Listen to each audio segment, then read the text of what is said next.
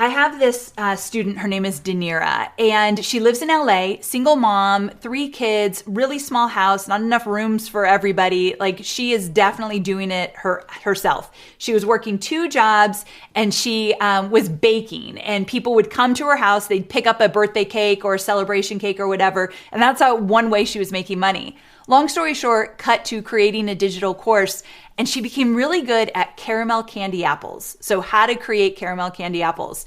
And the thing is, the caramel was store-bought. It wasn't like her special recipe. Just people didn't know what store to go to or what to buy. And so she started to create these and sell a digital course. Now, a lot of my students, many of them have made 7 figures and beyond. But I want to talk about her because she's a woman who never made over $100,000 a year. And now in one digital course launch, she made $260,000 selling how to create caramel candy apples. And she literally was just doing live videos in a private Facebook group. And I always tell that story because a lot of people listening have never created anything in their life online. And they would never they're like, my idea can't be good enough, or it's not original enough, or whatever. And then I think of Danira, single mom living in LA, making $260,000 on the first time she launched anything. Now she's making way more money than that. But that's the kind of stuff that I live for because it has to start somewhere.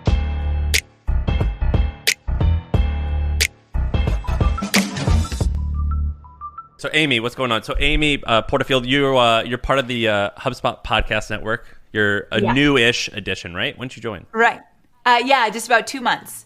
And so what would you say you do? I mean, you do I've read your blog for years and years and years, but we had John Lee Dumas on the other day, and I was like, I actually don't know how to describe him. And he's like, do I just call him a podcaster? Is he's a blogger? I'm not actually sure how I would, like, because you kind of do a bunch of stuff. How would you describe it? You sound like my mom and dad who have no clue what I do 13 years in. So I totally get it. I always say that I am an internet marketing expert and I help entrepreneurs build businesses online. And my expertise is to take your knowledge and know-how and turn that into a profitable digital course. So digital courses are my area of expertise online.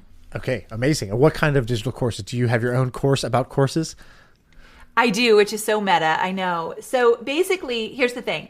13 years ago, I worked in corporate. I worked for Tony Robbins, and I was the director of content development, got to travel the world and work on content that Tony did on stage at like Unleash the Power Within and Date with Destiny and all those cool events.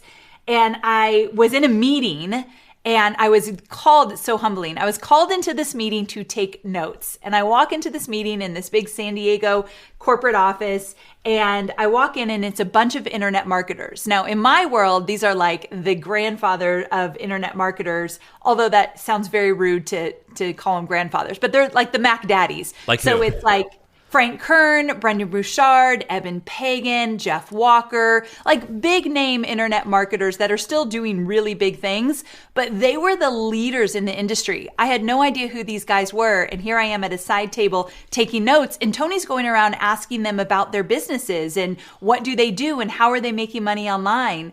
And all I heard was freedom. Like, these guys were running their own businesses, creating digital courses about tons of different topics.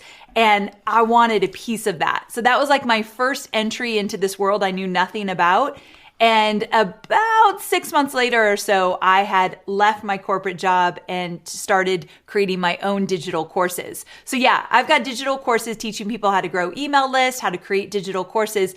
But ultimately, my mission is to help people leave their 9-to-5 jobs, start their own online businesses. And I believe digital courses is a way to do that. So that's their vehicle. Shaan, you have something to say? Because I was gonna say, forget courses. Let's talk about Tony Robbins. I was gonna say that exact same thing. I was gonna say, I was gonna ask you about a couple of the people you mentioned, including Tony, and I was like, how much is his empire bringing? Do you think? Does this guy just knock it out the park or what? I mean, it's seriously, what I always say about Tony is have you guys ever been to one of his events before? Have you ever seen him on stage? So I've been to two, maybe, actually I've been to two Unleash the Power Withins. Okay, cool. And I'm a Kool-Aid drinker. I love Tony Robbins. And absolutely. So I'm a fan, but I'm also super curious because I don't know the guy or know much about him. So I'm still a fan after all these years, and how he is on stage, like that huge personality, all the energy, super intense, like how he is on stage is exactly how he is behind stage as well. I often joke that I might have lost a few years off my life because that was the most intense job I ever had, but I wouldn't change it for the world because I literally got to learn from the master. Give me an intensity story. Tony Robbins intensity. Well, what you got?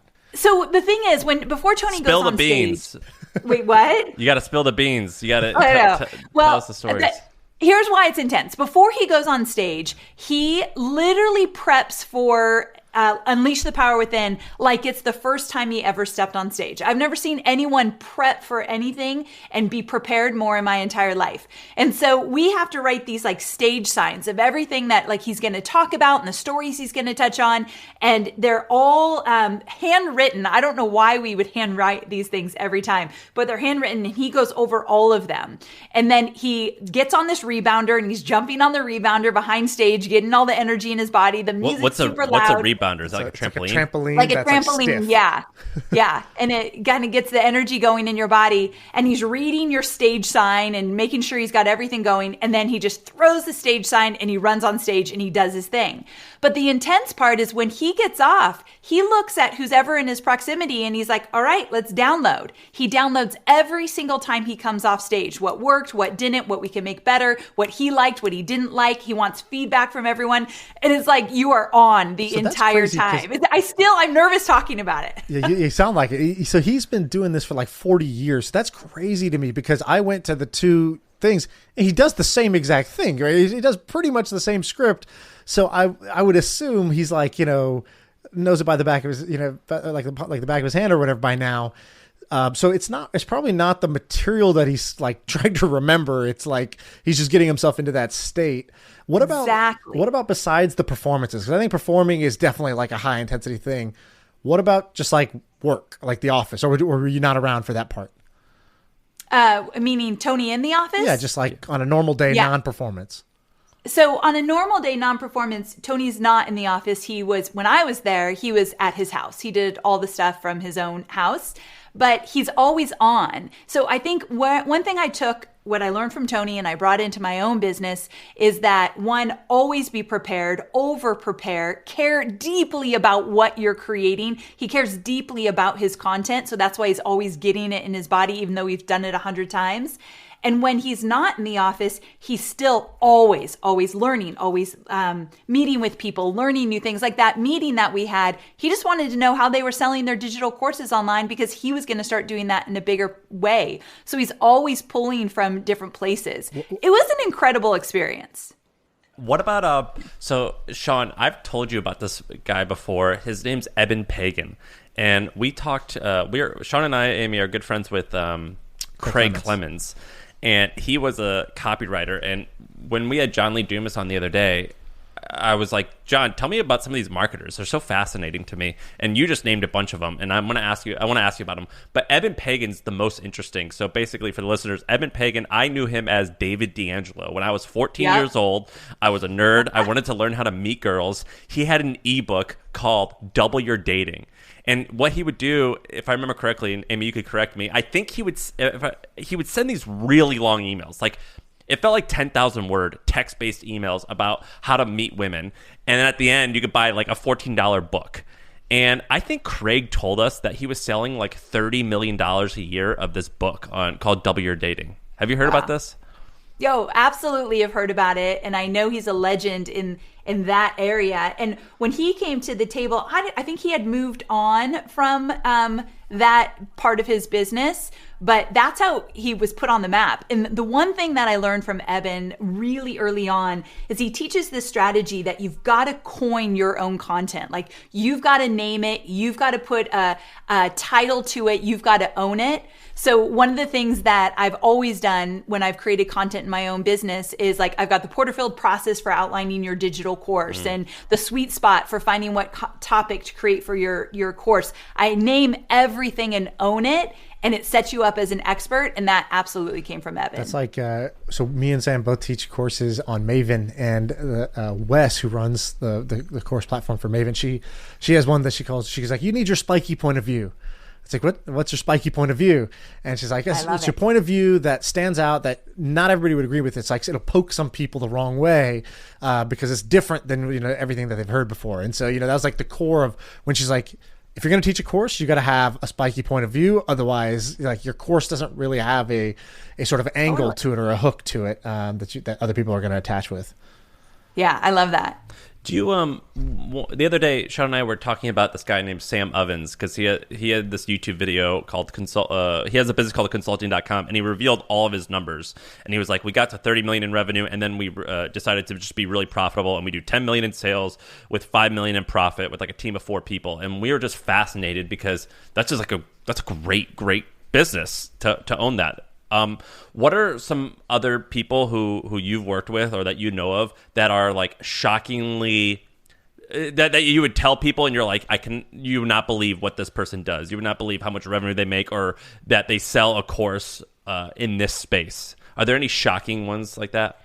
So one of the ones that always has shocked me, I have this student, her name is Dinira, and she lives in LA, single mom, 3 kids, really small house, not enough rooms for everybody. Like, she is definitely doing it herself. She was working 2 jobs, and she was baking, and people would come to her house, they'd pick up a birthday cake or a celebration cake or whatever, and that's one way she was making money.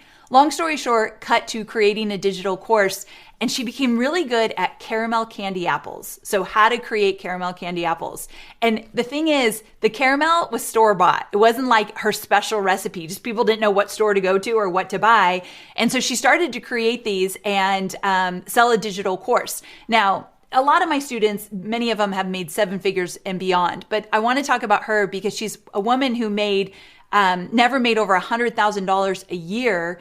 And now in one digital course launch, she made $260,000 selling how to create caramel candy apples. And she literally was just doing live videos in a private Facebook group. And I always tell that story because a lot of people listening have never created anything in their life online. And they would never they're like, my idea can't be good enough, or it's not original enough, or whatever. And then I think of Dinira, a single mom living in LA, making $260,000 on the first time she launched anything. Now she's making way more money than that. But that's the kind of stuff that I live for because it has to start somewhere. What's her course name? How do I Google her? Let's see. If you Google Dinira caramel candy apples, you will absolutely find her. How do you spell Dinira? Danira. We call her the caramel candy apple queen. She's got tons of press written up about her. Like, she's a big deal. How did she get her customers? So who bought this course? How did she go sell? How much is the course? I can't remember, $200. Okay. And the way she got her customers, this is what's cool. She made a lot of videos. She did a lot of social media where she'd show in her tiny little kitchen with not a fancy camera or lighting, like what she was doing. And the thing is, so if you own a bakery, a caramel candy apple is like $10 or more to sell, which is really good profit for a bakery. And these bakers wanted to find more ways to make more money. So she appealed to the small business owners who had bakeries or sweets to sell. But she also appealed to a lot of hobbyists. A lot of people are like, I just want to do that. That's cool. So she had a mesh of 2 different audiences. But she basically just made free content and then tons of free content, lots of videos. Yep. Wow. And then the way I teach people how to sell courses is with webinars. So she started to do webinars, and webinars were a new vehicle to sell more. So she's gone on to do even more launches. You would do a webinar for a $300 or $200 thing? Absolutely. So back in the day, my very first successful course was called FB Influence. I did it with Lewis Howes, and together we created this course and launched it. It was $97, and I probably did 200 webinars to sell a $97 course. And it was a huge success because we had tons of affiliates, but I would do a webinar even for a $97 course. Amongst these internet marketers, what's the largest course, I don't know, a course info product? What's the largest business you've ever heard of? Oh, geez. The largest business I've ever heard of. I don't know. I feel like people. Most?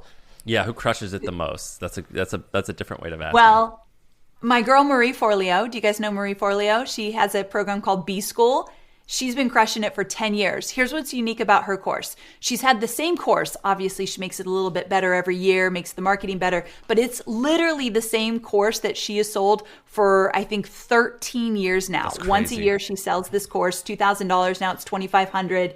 But she's been in the game for 13 years with the same course. That, to me, is badass. Because yes, she's probably made like $3 million a year in profit for like 10 years. Would you think that's crazy? Yes. I do. She's very quiet about her dollars, so I don't know exactly, but seeing the numbers, the affiliates, I've been an affiliate for a really long time. Absolutely, she's crushing it. And the thing is, and what I learned from Tony Robbins is you do not always want to reinvent the wheel. Find something that works, double down on it, and stop starting from scratch all the time. And that's literally what Marie has mastered. So she's someone that I've always followed from the get-go. Is there anyone else? I'm trying to think. It's just that here's the thing. Sometimes I don't think people are totally forthcoming with their numbers. I've been in the internet marketing space for a long time. And sometimes I trust, what I hear, and sometimes I don't. And sometimes people throw out numbers and I'm like, yeah, but what's the profit margin on that? So I always am a little bit unsure about what the numbers really are. The affiliate strategy. So because I think most people, if they're like, oh, I'm going to create my first course, they wouldn't think that, I should be using affiliate strategy. So explain what that works and how big of a tool that is for you in your like marketing mix. Do you use that even? Do you even use that, Shaan? Do you use affiliates? I don't use affiliates. No. So I have made millions in my own business being an affiliate for other people, but I've also had affiliates sell my own courses. And to me, I think it's one of the most powerful ways to build a business. At least supplement your income if you have courses and memberships of your own. So I think number one, I think 50-50 is what people should be offering. I've seen a trend recently that it's gone down to like 30%, maybe 40%, 40-60. I'm old school, so I really do believe the 50-50 model is the way to go. And I think that if you find a course that either you've taken or your students will get massive value from it, but you don't offer something like that, I think absolutely adding an affiliate offer to the mix can supplement your revenue. Like I have different streams of revenue. One of my second biggest streams of revenue is being an affiliate for other people. Who's your biggest affiliate? So the most money I've made as an affiliate is through Marie Forleo's B School. That's why I'm really close to it.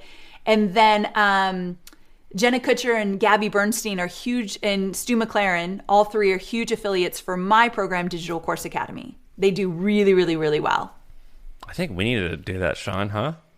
It makes a huge difference. It's like a whole other stream of revenue. How many people work at your company? So we've got 20 full-time employees and then some contractors on the side. Everyone's virtual. We do a 4-day work week. And so we work Monday through Thursday. And it feels like a big team. Like I feel like that's a lot of people, but I know it's just such a small business still. Yeah, I think that's a lot. Why do you need so many people? So I have 3 digital courses, 1 membership, and then we do a lot of affiliate marketing. And so everybody just stays in their lane. And like I've got one person that's 100% focused on my podcast. So that's all she does. She's podcast producer. Kylie, you might have talked to her, your team talked to her. And so we have a lot of people in specialized roles. Are you running the company and being the front person? Or do you have someone helping run the company while you're focused on content? Great question. So for 7 years, I've had a sidekick helping me run the company. She's a CMO and recently transitioned out as a contractor. So I'm running it more than I normally do. But when she's running marketing, I don't have my hands in all of that. That's a lot of work. God damn. Right now, it feels like a lot of work, but it doesn't always feel that way. And what's the name of your podcast so people who are listening can go check it out? My podcast is Online Marketing Made Easy. How big are you guys? We're getting in a pissing contest with John Lee Dumas. I'm a little I'm jealous a little bit with Jenna. Jenna Kutcher's totally magic. Like she's got an amazing podcast. How many downloads total do you guys have? I think in December on the podcast platform, we had 1.3 maybe million on the podcast platform, and then like another 400,000 on YouTube. Just for the month? Yeah. Okay, well that's huge. We had 1 million in January. That was our recent was 1 million in January. So wow. We've had just on podcast players or like yes. Dude, that's huge. So we feel good about it. We've had 35 million downloads. I used to not download twice a week. Changing to twice a week has changed things for us, for sure. I do a 15-minute one on Tuesday and a longer one on Thursday, and that changed the game for us. So I'm glad we did that. What So was it your before? It was episode- once. What's that? It was once a week before that, or Once a week before December, I think it was, that we made the change. So then you have way more downloads per ep. So we get between 50 to 100,000, probably average. We have 3 episodes a week sometimes. So we're doing Holy cow. That's awesome. I think we have 4 sometimes. But so our episodes, like the downloads per episode is the more important metric, I think. that's the real metric. It's not the one Yeah. you brag about, but it's the only. If you actually want to grow, that's the one you care about. And it sounds like yours is really big. That's how you're also moving up in the charts. I mean, I know that there's you can't know everything about that algorithm, but one thing I've studied enough and I'm competitive enough to know that I'm not moving up in the charts unless my week of downloads are strong. And so you guys are doing better than I am because you're always above me in the charts. I pay attention to those things. So do we. Anyone who says they don't, I think they're lying. Oh, we totally do. I take a lot of pride in chartable numbers. But it sounds like you get more downloads per episode than us, for sure. Maybe in my back catalog. We do a lot of promoting to our own community about our podcast. Like we embed it in a lot of things. So we did something really cool in January where we had a quiz. And basically you take a quiz to figure out where you are in your entrepreneurial journey. And then we gave you 10 episodes that are going to help you along that journey. And that blew up. Oh, so that you're was smart. hugely Okay, successful. gotcha. You're smart and you do smart things and then you get good results. I understand now. This is the secret. Good Yeah, stuff. we and we'll wrap up in a second. The best promotion we did recently was we just announced that we're going to give $5,000 to some person who takes our clips and turns them into TikTok videos and gets popular on TikTok. And we got, I think, 30 million impressions on TikTok in like 20 days. That is incredible. That is super smart. That was the only smart thing we've ever done. Whose idea was that one? Neither of ours. Ben's. Yeah. In fact, I literally called it a dumbass idea and on air. Oh, wait, is it Ben? Yeah, that's Ben. Ben just popped up. Is it This Ben's is my idea? chance to come back into the episode. Yes, it was my idea. Shout out to MFM That's so Cuts, who is killing it, and there's many others. I follow them all now on TikTok. My TikTok feed is now just clips of myself and Sam, over and over again. It's great. That's awesome. I'm going to check that out. Wait, how do I find it? Like, I just looked on. So here's what we did, but we screwed up, or I screwed up. So it's what was the hashtag, Ben? MFM Shorts MFM or MFM. clips.